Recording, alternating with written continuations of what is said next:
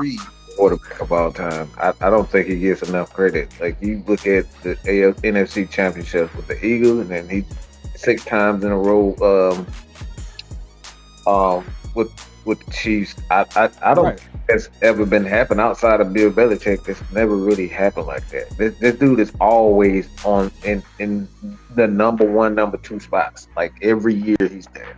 So like I don't think it's close.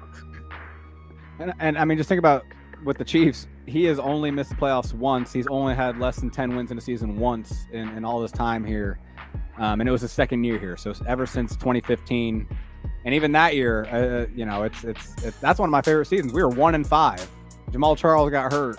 We win 11 straight and win our first playoff game in 20 years. Like Andy Reid's ability to kind of just stay consistent. It's why we have these hot stretches and cold stretches, but then we always finish strong because it never, even though they're winning or losing, the players always talk about it. Like the messaging, the mindset, like stays the same, stays consistent, and that does just help.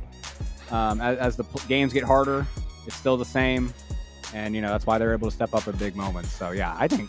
But again, the guy who gets underrated to me is Spags, right? Like at this point, Steve Spagnuolo might be the best defensive coordinator of all time.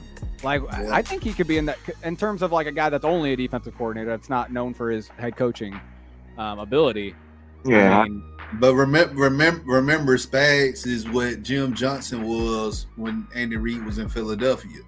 Spagnuolo, he was a Jim Johnson disciple. But remember when Jim Johnson died after that 2009 season, the Eagles team wasn't the same anymore. They wasn't. Yeah. That defense was not the same anymore. And Reid went to Kansas City. He had a few defense coordinators here and there. But when Spags got there, it reminded me of the Eagles. That great balanced team. How they were on offense, defense, lights out. So, but yeah, I agree with you about Spagnuolo. Yeah, like the man has won a Super Bowl with New York. That first time they beat New England, and then he won 2 with you guys.